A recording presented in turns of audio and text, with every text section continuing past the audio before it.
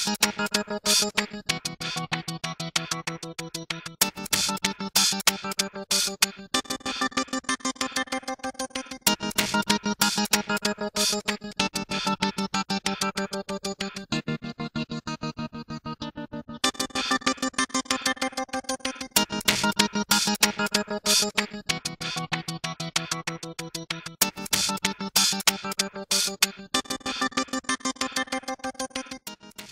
you getting my good side? Yes, I am.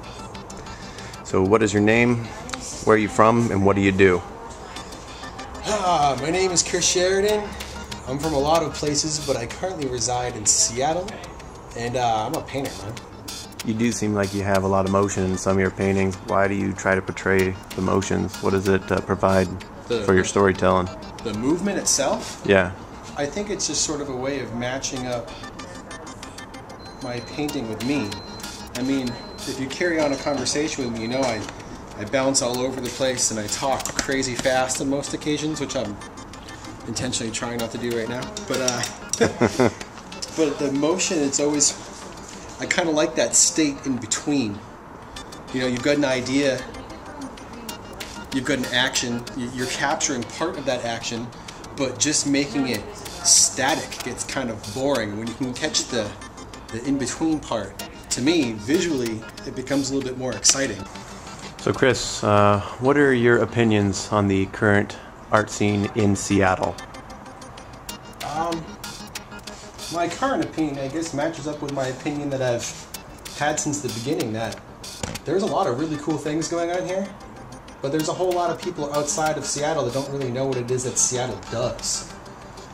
I think recently, on a positive note, there's been a lot of people and a lot of, you know, organizations getting together and like, look, you know, we all agree we need to get more clout from other places. And they're starting to coalesce and sort of form these groups that are doing things. And I like that because it's, you know, like I said, there's a lot of really great stuff going on here, but people don't know it. So the better we can make the art community, the stronger it'll be for people outside of here.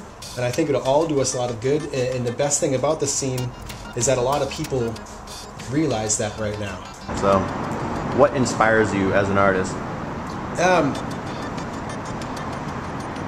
Inspiration's sort of tough. I mean, I'm a very impulsive person, and so I get these ideas in my head and they just sort of go nuts sometimes. But I think my biggest piece of inspiration right now is the oral and written histories. I've been working a lot with Grimm's fairy tales, Aesop's fables, been reading a lot of Homer and Herodotus, and sort of taking bits and pieces from their stories from the past, those, you know, building blocks of what our society is today, and sort of mixing them in with the personalities and traits of the people that I surround myself with. So the inspiration is the story, the process includes the person from, you know, now, contemporary times, and then I create a piece that's sort of reminiscent of the past, but is a new version of it. So you do a lot of crows in your paintings. Can you talk to me about the crows and the symbolism behind it? Yeah, the crows, I mean, as I mentioned before, I like to take a lot of things from the histories, and I think it's hard to name a culture that doesn't have something to do with crows being involved with it. I mean, they're commonly the trickster, and I think that's why I'm attracted to them. You know, they look at the world with a black and practiced eye and sort of laugh. They laugh at everything. And I don't know, I don't want to go into extreme detail of all the symbolism because there's just too much, but they played a really important role to me as far as helping me focus. Whenever I've lost myself, they seem to be the thing that brings me back, brings sort of a clarity back to what I'm doing. So you'll see the crows will disappear in my paintings for a little while, and then suddenly they'll start to show back up, and I've sort of not so much lost my way, but they're helping me get to the point of being refocused again. So they're sort of messengers or heralds to me. So Chris, you've been working with skateboards a lot lately, making them, and so how did that come about? I got asked to be in a bunch of shows where I was painting on skateboards, and people really liked them, and it was really fun. It's kind of hard to get people to make the mental leap of paying painting prices on a skateboard though. So I was asked to be in another skateboard show, and I'm like, you know what, fuck this, I'm making boards.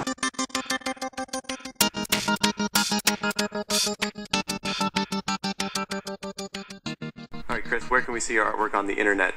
You can go to my website, sheridanart.com. You can find me on Facebook at Chris Sheridan, and you can also follow me on Twitter at C Sheridan Art.